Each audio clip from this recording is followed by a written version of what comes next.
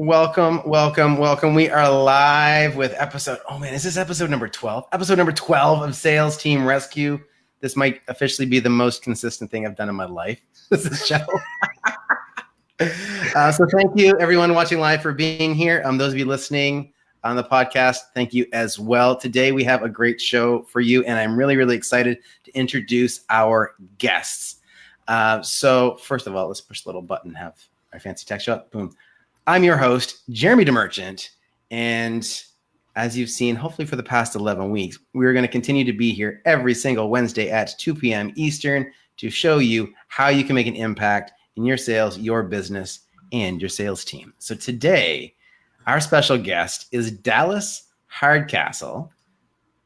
Boom, title up there. Awesome. Now, Dallas is the founder of the Ultimate Sales Shift. And he goes against the grain with his, wait for it, no close approach. And he's committed to making going deep to making a difference for businesses all over the world.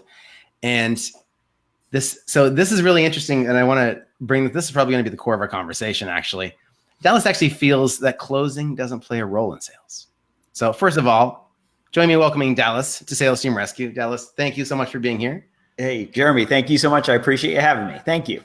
Yeah, and we actually met quite a few years ago now. We were both interviewed on another amazing show called Natural Born Coaches from our good friend, Mark Mawhinney. We've been connected now for years, and I've been watching as your business has grown and shifted. And I know we've both gone through some transitions, and the impact you're making is so huge now.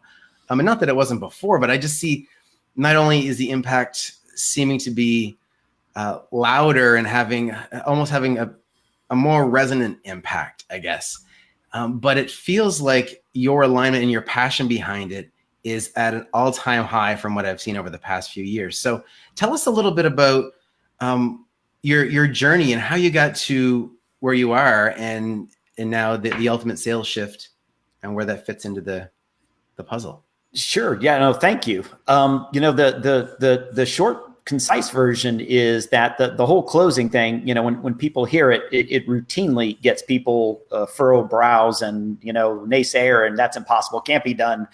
And it really all came from, of course, that it wasn't me sitting around trying to think of some cute marketing angle and think, oh, this will sound interesting or something or polarizing.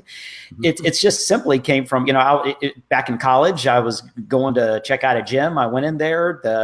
It was back in the days where they put you in the sales cubicle. The guy is like, hey, we'll hold on to your driver's license and, we'll take you around, do it for the gym and blah, blah. And we'll just, we hold on to this.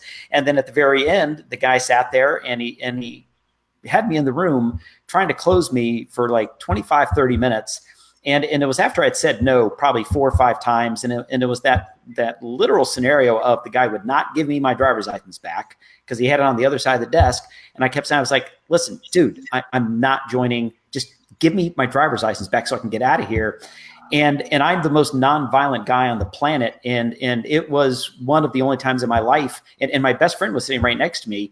And I had the thought that I was going to reach across the desk and just absolutely just drag the guy across because I couldn't believe somebody was that mean, that nasty, that aggressive. Yeah. And so I left and I was shaking. My friend's like, dude, I've never seen you so riled up. And I was like, I can't believe somebody would do that. Well, 2 weeks later, I had my first opportunity in college to a sales position. So they're like, hey, come in, we'll do a half-day training, get you going. Half-day training, they talk about close this and close. And if they say this, you do that. And if they say this and that, and then if they say this, come back with this and that. And it was just all of this just bullshit manipulation. It was all about selling the thing. It was what benefited the company. It was absolutely not about benefiting the prospect at all. And that, of course, stuck with me deeply. So as I started getting into my journey into going from the guy doing a network marketing thing to the guy getting into a retail store, to the guy getting into business to business sales, to the guy running the commercial division, the guy owning the company, my shift started when I stopped reading all of the sales books, how to sell.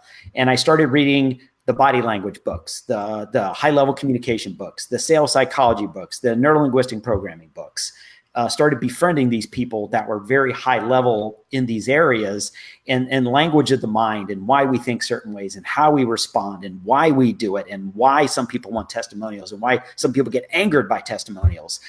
Understanding all of that, it all got into this deep knowledge of, if I can help you, sincerely help you, I want to do everything in my power, wave my hand in your face and say, not only can I help you, Jeremy, but I want to be able to communicate trust and rapport in every way I can possibly pull out of my book to get the help to you that I know can benefit you. But I do not want the end of this conversation to be me trying to figure out the angle to come at you, to close you, to benefit me that I don't know that's benefiting you. But what I do want to do is communicate on such a deep, rich, high level that at the end of our conversation, we are so connected. There's so much trust. There's so much rapport and understanding and deep structure communication about what's really happened during that time, that you're saying, Dallas, how do we get started? Like, what are the next steps? How do we get this thing going?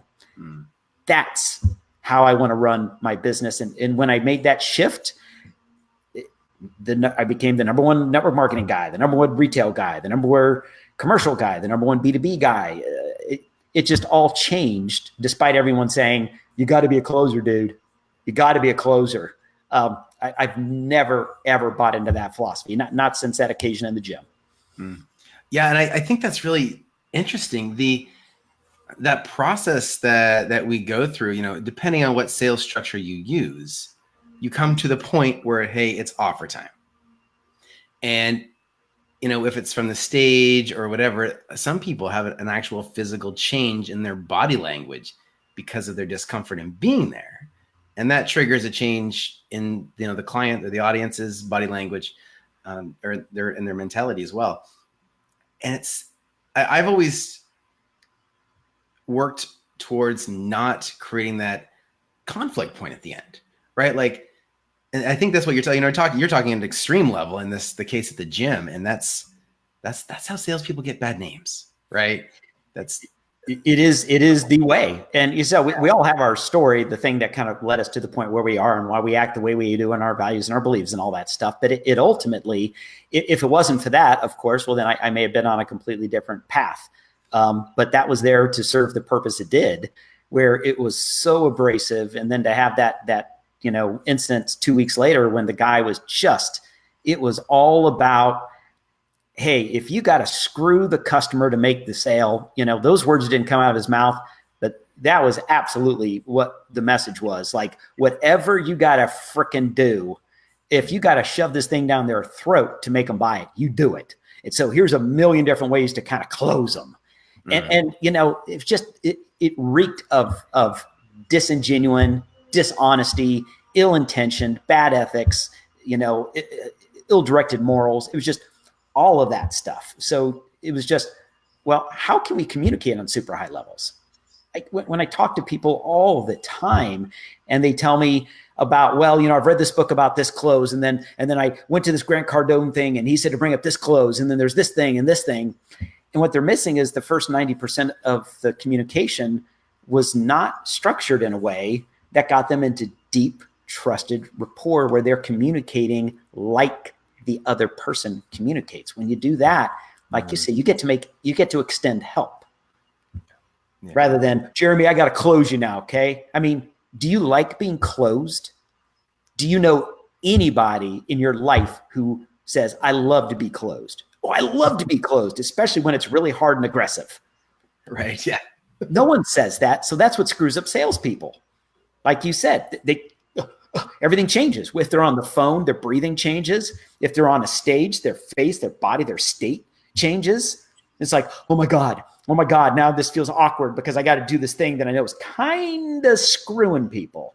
It's I'm kind of closing them rather than I'm going to offer you love and help. Right. And it's interesting. I often compare this when I'm working with clients and teams to a wedding proposal. You're in a relationship and, I don't know anybody that's going to get down on one knee and pop the question without at least having an inkling that the person's ready to say yes. Hopefully. Right. Yeah. Fingers crossed, right? Because what happens is if that person doesn't say yes, they say no, or, it creates this huge tension.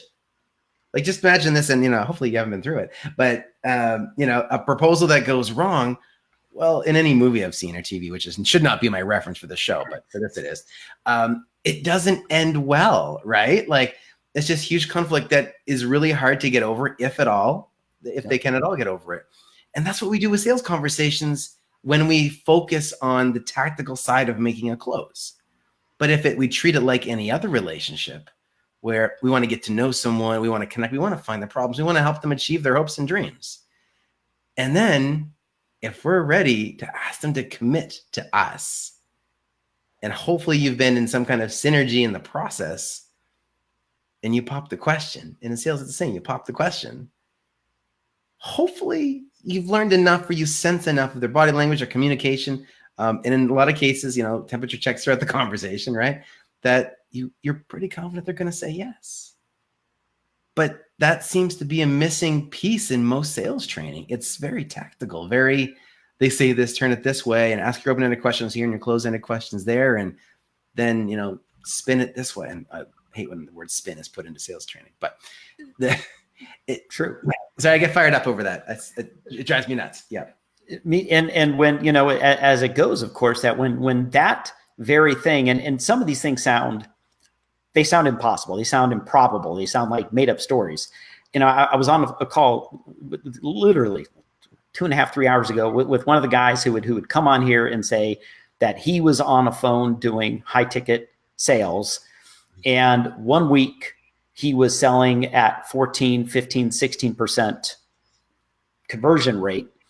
And then we had about a 2-hour lengthy conversation, a lot about the inside stuff, a lot about this, how to create the conversation, how to create the communication, how to create these deep value, deep structure, rapport, interest, trust in the individual. And the next week, he had a 34% conversion ratio. Wow. For real. But it's not magic or any weird. It's literally, it's just pivoting. It's that whole shift of I'm trying to sell something to I'm trying to help you.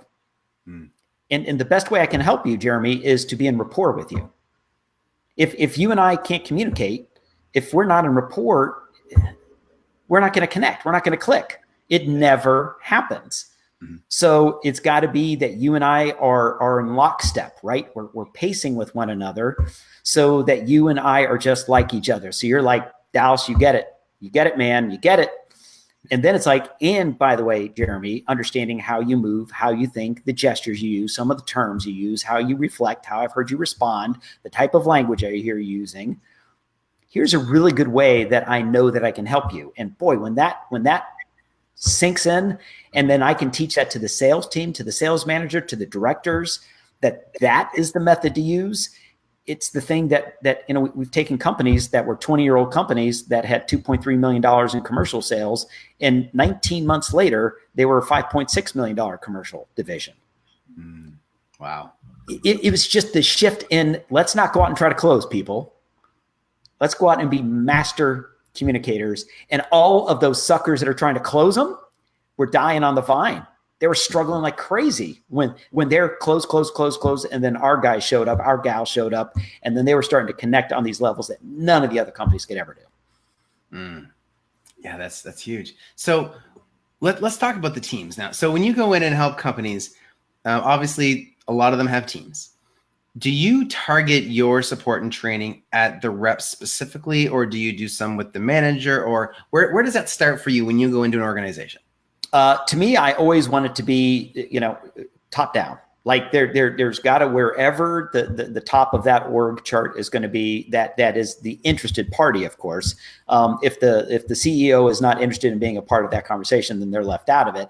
But if we're getting into, the VP of sales, if it's an executive VP of sales, commercial director, sales manager, if it's on a commercial division, a certain vertical, whatever that is, I want to get up as high as I can because I want to make sure that they understand what we're doing, and I want all parties in the room. Ultimately, I want the EVP, the VP, the commercial director, the manager, the reps.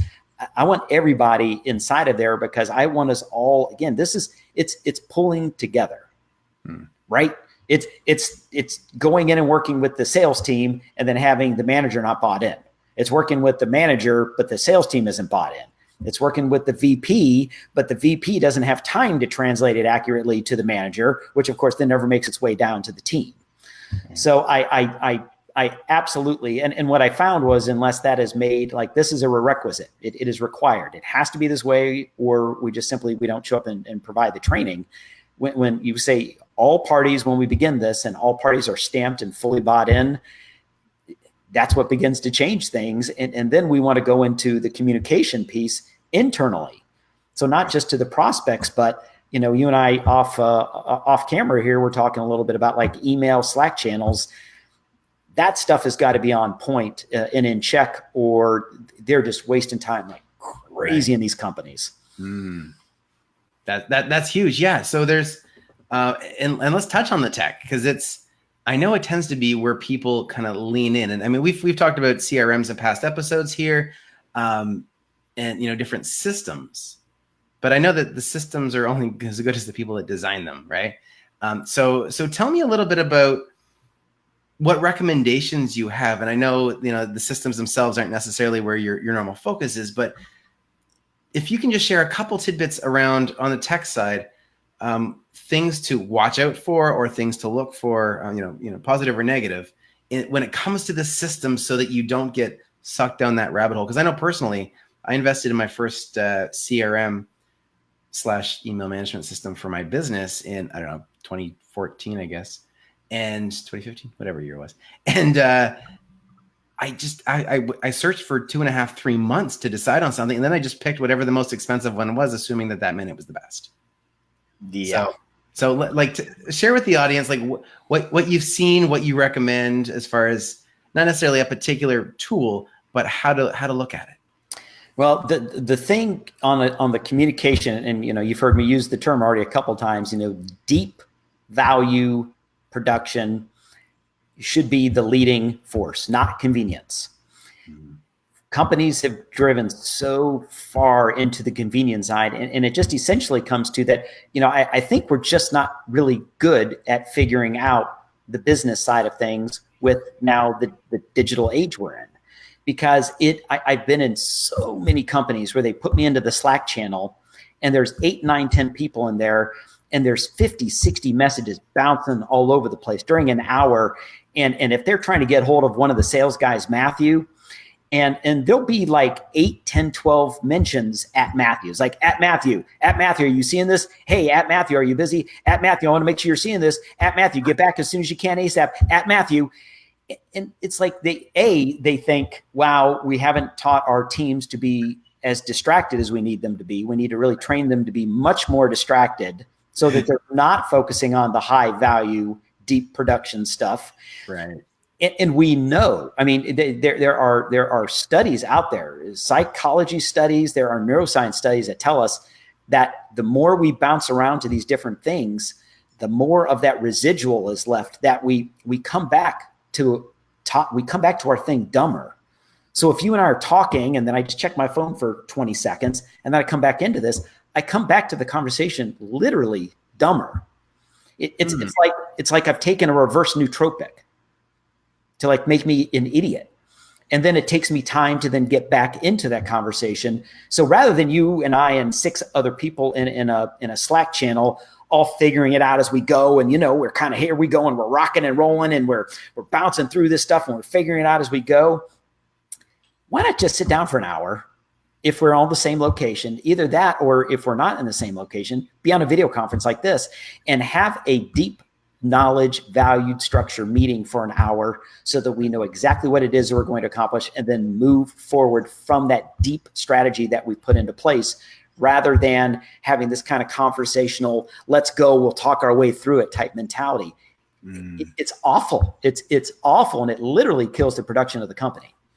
Well, you know, I read a book, and I forget the title of it, but the author made a quote, and it impacted me so much that I actually put it on Facebook that day. And we're like talking 3 years back now, but it was something to the effect of, anything you want in life or any problem in life, can be solved usually with one uncomfortable conversation.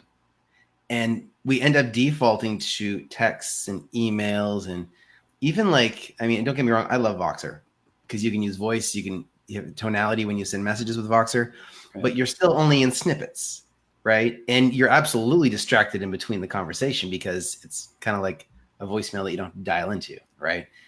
So there's nothing that beats the real conversation. So, and I had a conversation with somebody earlier this week talking about effectiveness over efficiency.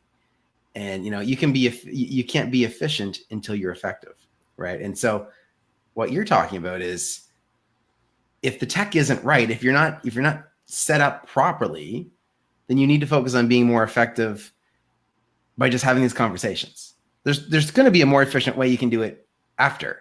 But Jeremy, you and I can figure out a convenient way to do business. No doubt about it. Yeah. We can do convenient all day. I can teach sales teams the convenient way to do it, but it's not the deep value production. Right. So do we want to hit the 10 million or the $100 million mark? Well, there's the way that we know that works through psychological studies, through neuroscience that tells us that deep value work means all of us getting holed up into a space for maybe an hour, maybe 2 hours. Yes, we're busy. Yes, our phones are blown up, blah, blah, blah.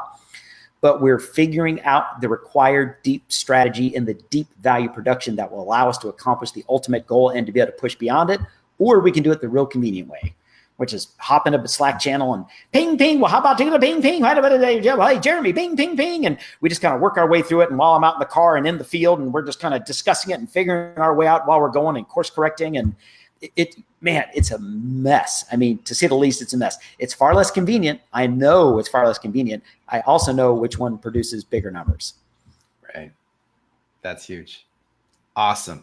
So there's so many ways I can take this. And I feel like we could, I already feel like we need to have 2 or 3 more interviews because there's so many things we can dig into. But for the sake of time, I want to dive in just really quickly before we go into our lightning round, because everybody loves the lightning round. What do you find I want to ask this question properly, because thinking before you communicate is very valuable, especially when you're live. Ask it anyway. I'll know. One of the challenges I think a lot of people run into when they're trying to train a team, train reps, even management. When this training happens, how do you handle it when you got this one rogue rep or advisor or whatever that just says, "I've got my way. It works for me. Leave me alone"? Super easy, and really super easy. And I think sometimes the real simple, kind of obvious stuff that's right in front of our face is the stuff that we, over time, we kind of start to ignore. Almost everyone probably that'll watch this or ever hear this in their lifetime will have heard the term core values. Mm-hmm. However, they can't begin to tell you, if they're the company owner, they don't have them written down, and in no way, shape, or form have they ever really diagnosed what those are. And they've certainly never shared it with their team. So if you have core values that are growth mindset, 360 giving, caring, if these are some of your growth mind in some of your core values, and you have 4 or 5 of these identified, like this is who the company is. We can talk about this for hiring. Right. I don't care about your experience. I really don't. But if you're a go-getter, if you're smart, and if you align with our core values, you're automatically going to be spoken to at a very deep level to see where can I find, if you align with my core values and you're a go-getter, I want to find a place for you in my company. I want to find a place for you. So if I have the salesperson who is as you say, the rogue, very simply, it's like, okay, number one, are you in line with our core values? And if they're not in line with our core values, meaning that we have a way of doing the business, we have a way of communicating, we have a way of doing service, we have a way of following up, we have a way of showing appreciation. If these things are not being shown and they're not aligning with our core values, they're done. They're gone. Because, same old. The moment you demonstrate through your actions to the rest of the company that your core values are the things that you write on the wall, but they're not paid attention to, then there's no reason for anybody to pay attention to this stuff. So you deeply align with your core values, say, this is what we're about, this is what we stand for, this is who we are, this is who we hire. And if you're not in alignment with that, there's nothing right or wrong about it. There's no ill will, and I don't do it. It's nothing personal, but you just simply don't align with my core values. You're not aligned with the company's core values. Therefore, this won't work. If you want to have a conversation about how we can get realigned on those things, yeah, maybe we can do that. But if you're not aligned with the company's core values, if you're not those 4 or 5 things that definitively describes who we are and what we do, you're not going to work as a new hire, and you're not going to work as an existing person either way. Awesome. That's huge. Thank you for that. I think I would bet that piece of information made a huge shift for a lot of people, because having those core values to lean on, because people, do I let them go? Do I try to work with them? But you're right. You made it very simple, and we often make it far too complicated. So thank you for that. Yeah, absolutely. Now, lightning round. Lightning round. Now, here's the problem. My first question has a bad word in it based on what you say. It's probably the C word, isn't it? The C word, because. Okay. All right. Because go for it. All right. So I understand the vernacular. I hear it a dozen times a day, and it's not right or wrong vernacular, right? Right. It's not right or wrong intention. Yeah. It's not a bad word. It's not the wrong word. In my way isn't the right way. It's a different way. That's all it is. Yeah. So my first question is, we all know coffee's for closers. Yes. What's your favorite kind of coffee or comparable drink? Well, for the coffee thing right now, and especially since we're in the summer months doing this, it is a good old cold brew. I love going to, and I mean, they are the big company, and I wish I could say, gosh, there's this neat little niche, little awesome coffee house thing that I love, and there's only one in the country, and they have this special way of doing things.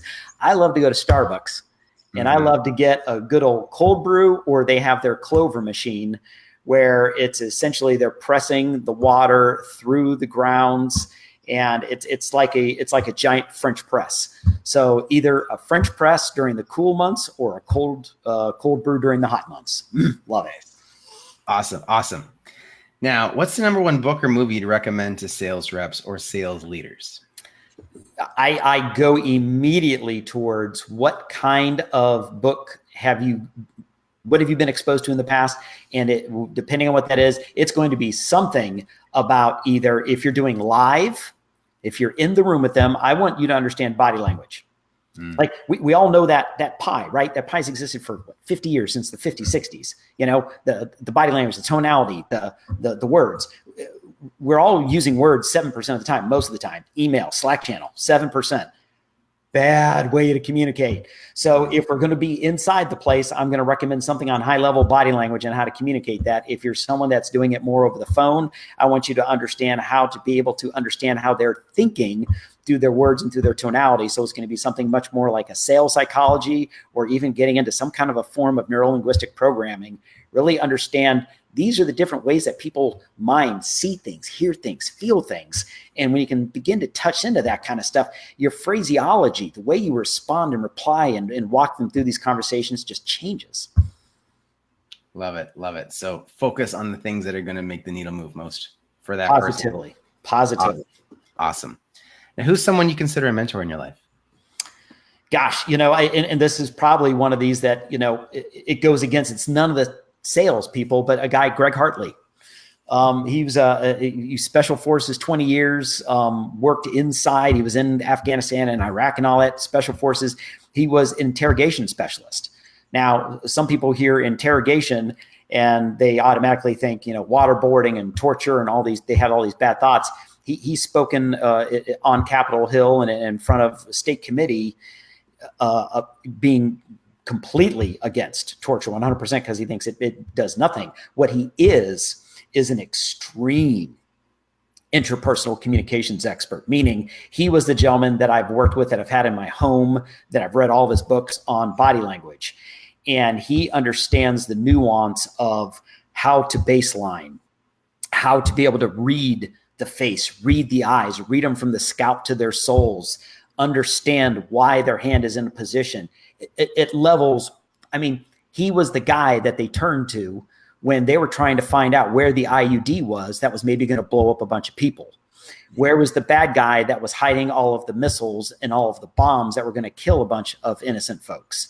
So his job depended on paying attention to the movement, the breathing, the flicker of the eye, the thing that they said, the thing that they did, the movement that they made when he asked a certain question.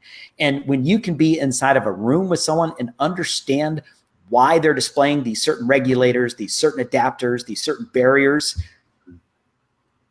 the light bulb literally will go off. I mean, it will go off when you see someone do this thing and you see that they're doing this kind of this adapter movement because they're a little uncomfortable.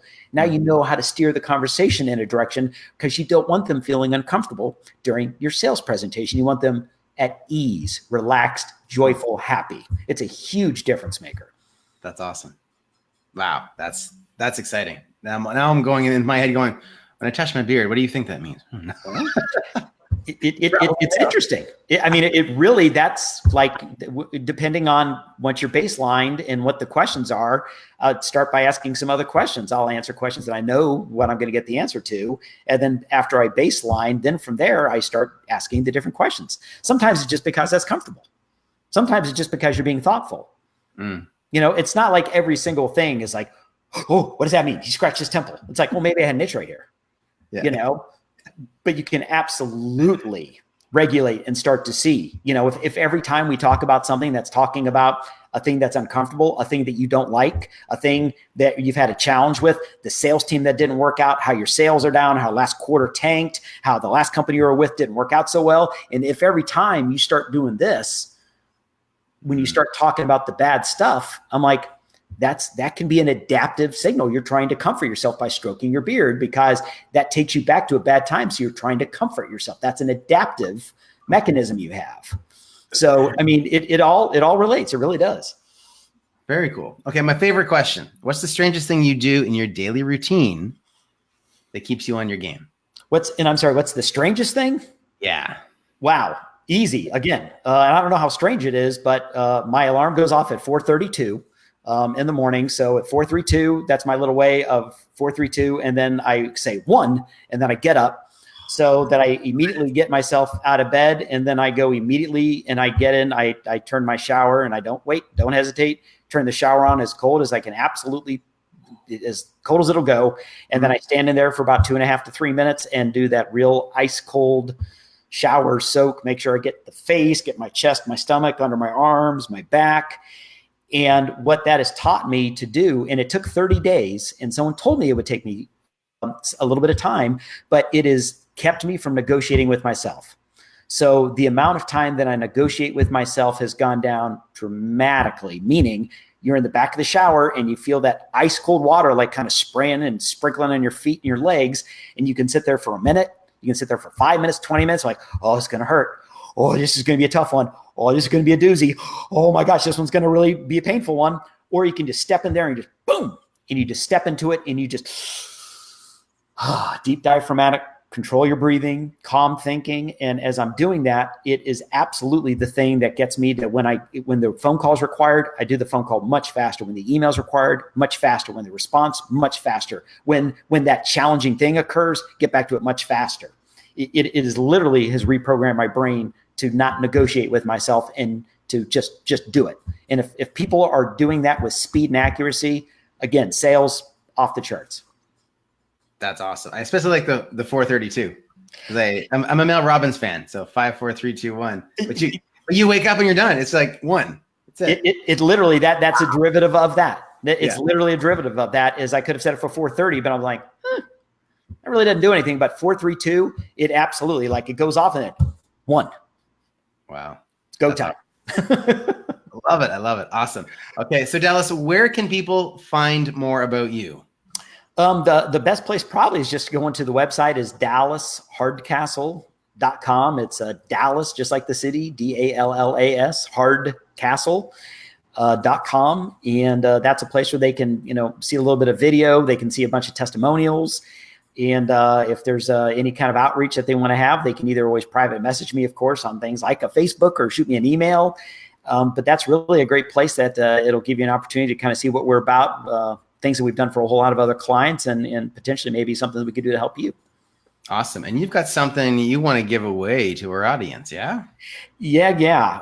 It is the process map. And this is let me say it in the way, it's a simplified, expanded version, meaning that we have a mind map that is ridiculously, so many arms and branches out of this thing. It cause people's eyes to go crooked, and it would not be useful because it's very kind of complex and all this stuff.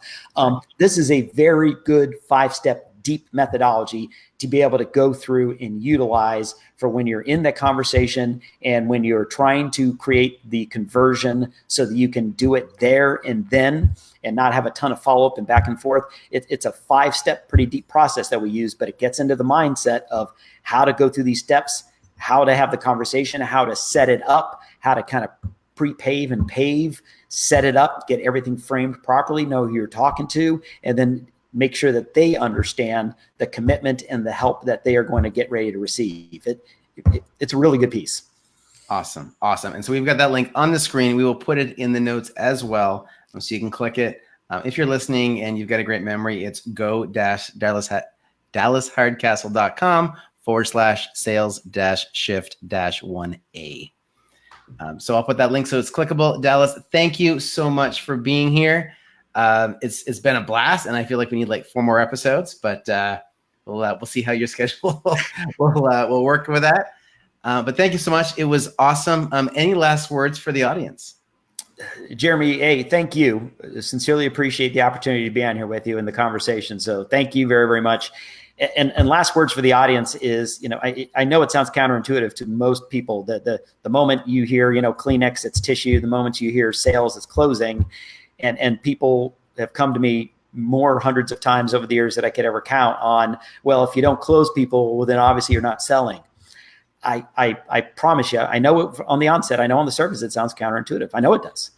I can also promise you that when we create that shift in companies, there are companies that are sometimes, depending on the size of the company, they're moving up their sales 20 or 30%. If it's the smaller business, that we're having those sometimes move up 300%, 500%, 1,200% higher. It really, the messaging, the language, everything that goes around that as you're warming them up and bringing them into your culture, indoctrinating them into that conversation. And then once you have the conversation, when that's all done with a no closing mentality, and you're there to serve, to help, to connect, to communicate, to go deep, and to really take care of them, it will change your sales. I promise you. Love it. Well, thank you so much for being here, Dallas. Guys, thank you for watching, listening. I'm Jeremy DeMerchant, your host. And for upcoming episodes and for past episodes, go to salesteamrescue.com.